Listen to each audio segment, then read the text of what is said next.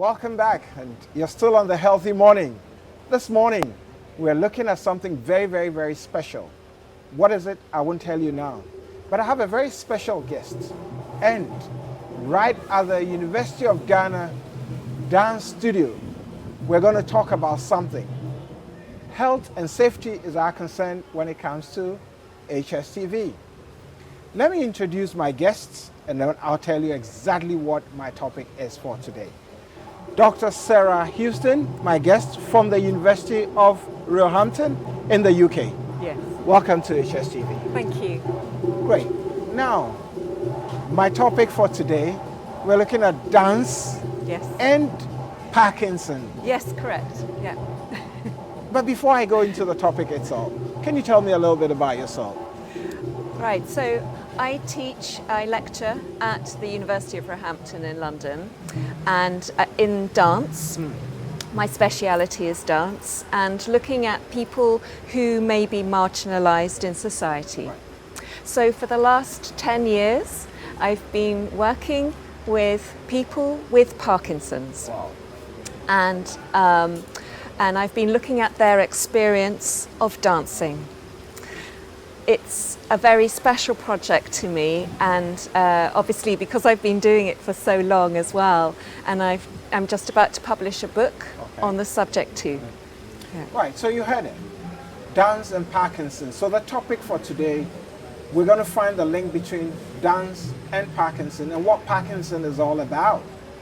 We sometimes think differently. When dementia, autism, we think it's Parkinson. So I'm going to ask Dr. Sara Houston to tell me what Parkinson is and then the link with dance. But precisely what I'd like to do is to welcome her officially. And this time I'm going to say Akwaba. Akwaba means welcome. Yes. But then in our local dialect we've said that. Thank you very first much. time in Africa or first time in Ghana? It's my first time in Ghana. I have been to several different countries, Nigeria, Chad, Cameroon, Kenya. But this is my first time in Ghana. I'm really loving it. Fantastic. Yeah. The food and everything? The food is wonderful. The people? People so welcoming. So go straight to the point. Yes. Parkinson and dancing.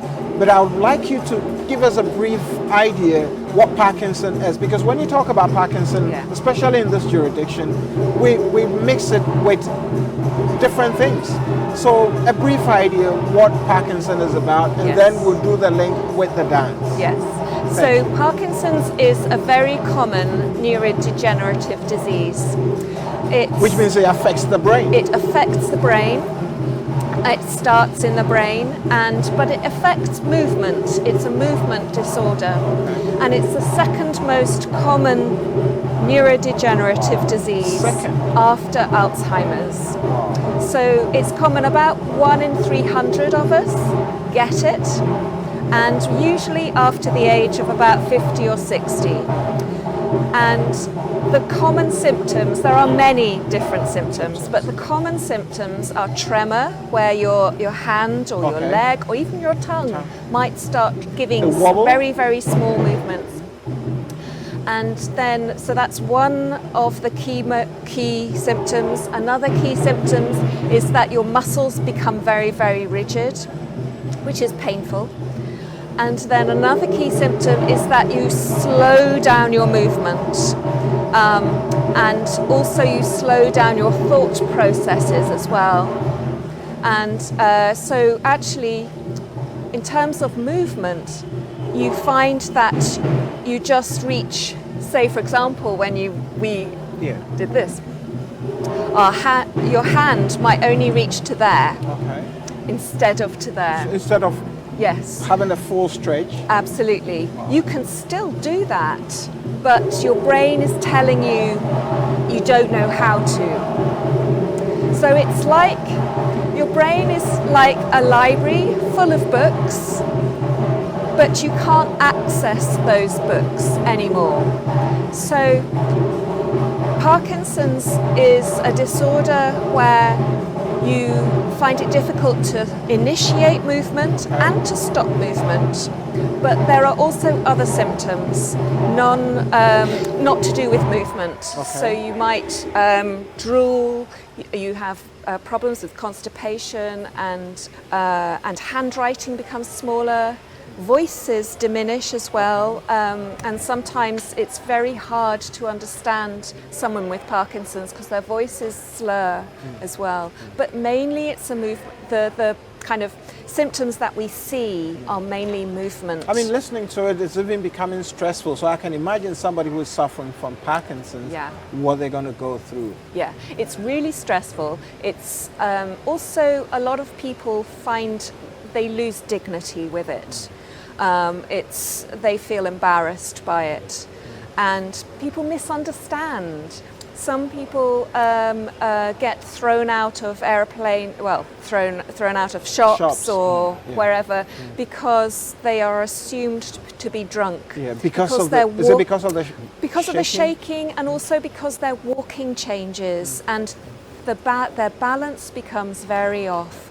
And some people fall about 40 times a day because of the Parkinson's. It's also, not only is it difficult sometimes to cope with the symptoms, especially after a life of normal movement, but also it's difficult to cope because people misunderstand, and also it can also be embarrassing. And in some countries it's the case where people don't want to know that you have Parkinson's, and so you're isolated as well. You're socially isolated. And naturally, stigmatization. Absolutely. People look at you in different ways, and like you said, being embarrassed. You go into a shop, and they're mistaking you for a drunk because you're shaking. And we know the symptoms of what a drunk would do. Unfortunately, this is what is happening, and people are not aware, and that is why I asked if you would be able to tell my audience that what Parkinson is, so that if somebody is suffering from Parkinson at home, these are some of the symptoms, not all, but at least the basic ones is what we're talking about. What motivated you to go into this research and tie it with dancing? Yes. Well, actually, I was asked, because my research area is dance, particularly concerning social inclusion. I got approached by a large dance company called English National Ballet, which is resident in London. They were inspired by a program started in New York called Dance for PD. They were inspired to start a program for people with Parkinson's, and they wanted research alongside that from the beginning. So they asked me to do that. And so I thought, yes, this sounds really, really interesting. So I came on board. I had a team with me as well. And that team primarily were dance scientists who could measure how people were physically before and after the dance class. And then my job was to interview people a lot of times, and to lead discussion groups with them, and to film, and then to analyse everything. And how long has this been going on in the last? Since 2010. So that's about 9 years, almost a decade. Yes. So you've been there for a while. Yes. I mean, what can you tell me now about, now we're getting deep into why we're here today. Parkinson and dancing. Already they're shaking, their balance is not there. How can they go into dancing? It's a good question, because it's not something you would naturally think would go together. Someone who has a movement disorder and then dancing, which involves control. And even from what you told me earlier on, the number of times they fall in a day. Yes, yes.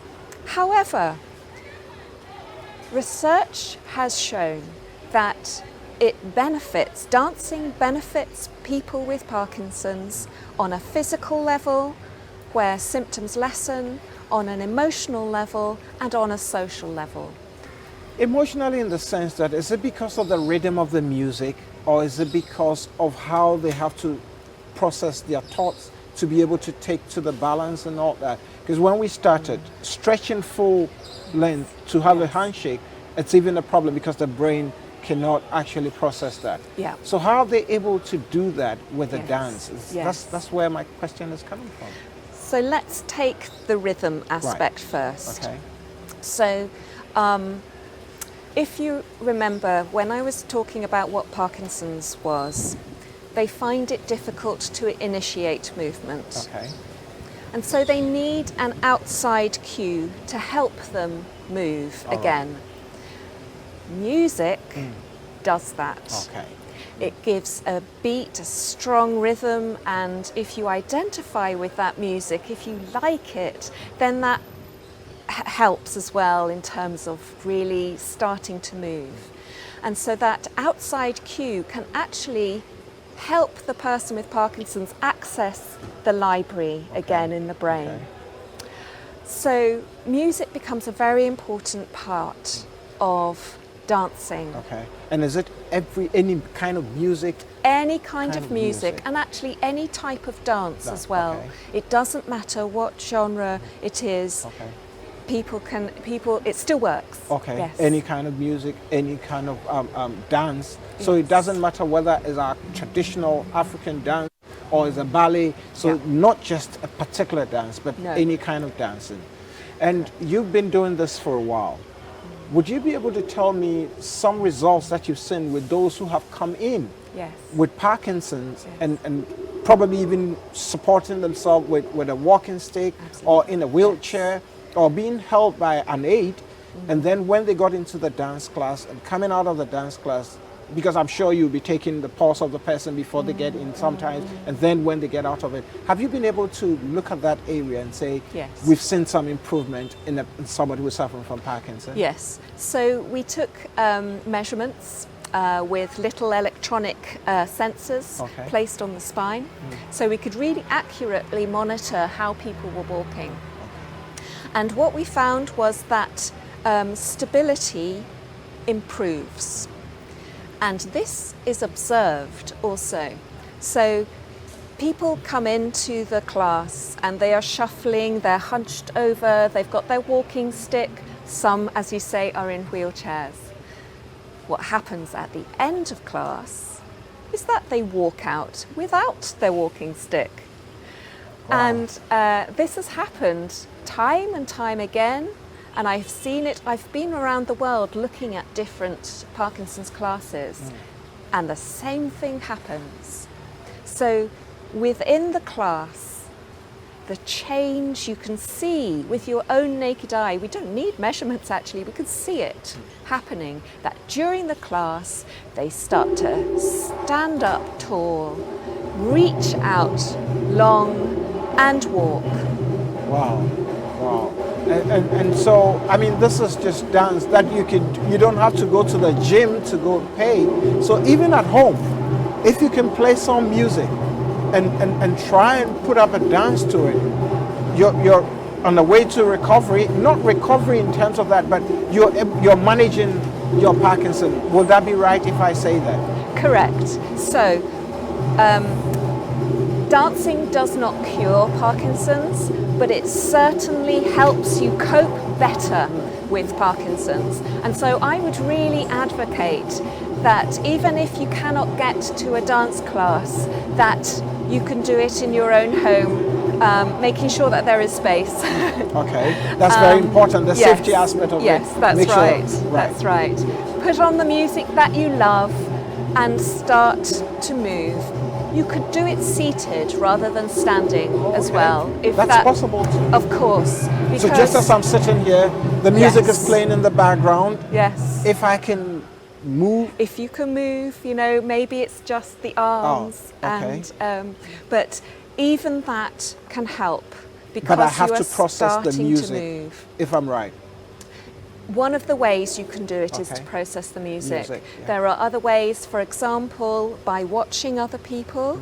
So say if we did the same thing and then we could, then that cue, that would also be an outside cue. So that's where the recommendation for a class is also important. So at least once in a while, if you go into a group and you see other people do it, it gives you that sort of motivation to do that. It does. Is there something else that you'd like to add in addition to what I just asked you? Why somebody would have to take dance seriously, because what it does for somebody who's suffering from what do you call it, Parkinson, And I'm going to come back again and also ask you something, because there are similarities in terms of somebody who's suffering from autism, and which of course has been mistaken sometimes for Parkinson. Yes. And so even them, you would recommend that Yes. dance and music is good for them. Yes. So back to my question. Yes. What would you tell anybody who is watching us this morning about regards to dancing so that you can manage your Parkinson? Okay. Parkinson's is a disease which depresses you, it isolates you, and you lose dignity with it. I have been told by people who dance that it has changed their lives. Dancing has changed their lives for the positive. That they have a way of now living well with their disease. Okay. That actually, because it's in a social environment as well, they have a community of support, a non-judgmental community of support, and also that they are able to do something. They are capable again. And this is vitally important for people who do not feel capable in everyday life, that they go somewhere and dance and then say, okay, I may not be able to walk in everyday life, but here I can dance. I am a dancer, not a patient. And that is very important. I'm a dancer, I'm not a patient. Absolutely. So at that moment, it's so, in fact, it's fulfilling. Yes. Just like a little child who's been able to walk. I've said this before. Before you couldn't even reach out properly to give somebody a handshake. You can't stand on your own. You need support. Yes. But you get into a dance class and you're able to do that. Yes. That would be refreshing Yes. for the individual. And you've Absolutely. seen expression on people's face when you had actually gone through a class like that. Absolutely. It's so motivating and cathartic, actually. And people return week after week, month after month, year after year, even though their Parkinson's progresses. They get there, they get to the dancing because they know it is good for them. Parkinson itself, I mean, who gets Parkinson? At what age? Could it happen to somebody who is young? It can actually. I mean, mainly people get it after the age of 50 or 60, Okay. but there are people who get it at a younger age. I've always had this question when certain diseases are mentioned, when treatment or managing is concerned. Regards to dancing and Parkinson, does the dance cure it entirely, or it does something else to it? Would you be able to tell me what the answer is? So when I did the research, I had a group of people who I was measuring and talking to who did not dance but had Parkinson's. Right. So we could compare what the dancing was doing. Okay. We found that actually both groups declined in terms of the disease. So it does not cure Parkinson's. However, what we did find was that the dance group began to develop a more positive attitude to life and to the future. Okay. And the other group who didn't dance declined. They felt more negative. So there was something about belonging to this group which was absolutely important, in that they had the perception that they were less disabled than others, that they could do things, that they could do more, All right. even though actually on an objective level They couldn't. they couldn't.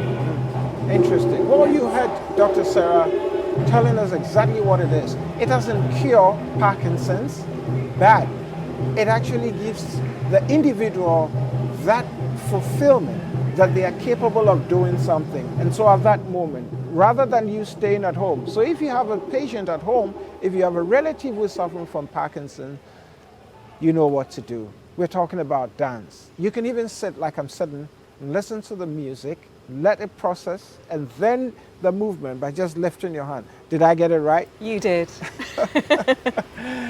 Wow. I mean, the motivation of you traveling all the way here for this particular project is quite fulfilling for me as an individual, and I'm excited because I've always felt for people who suffer from Parkinson's, and especially in an environment where it's not well known. And so even in the advanced world where it's been diagnosed many, many years ago, they still see people and they look at them in different ways. Yes.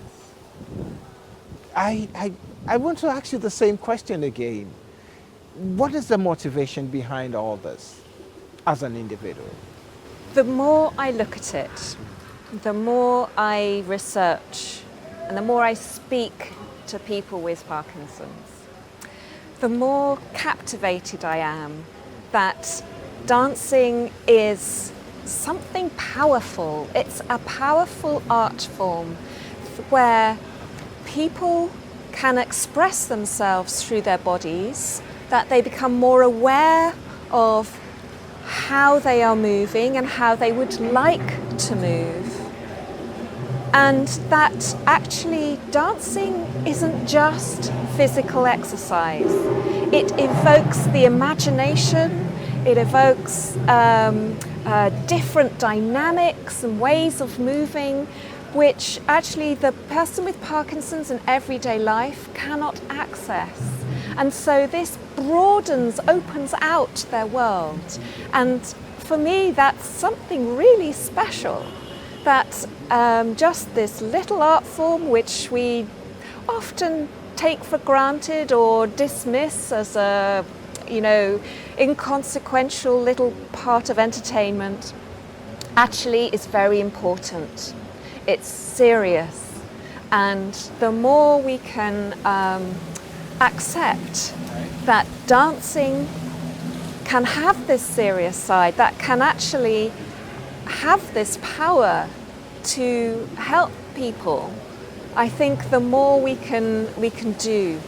It is worth bearing in mind that in 2030 the cases of Parkinson's will have doubled in the world. Off air, you told me about when you started, 1 to 500, thereabout. Yes. And you were telling me that in the next few years, or Yes. let's say in the next decade, it's going to double. Yes, That's going to be 1 to about 1,000.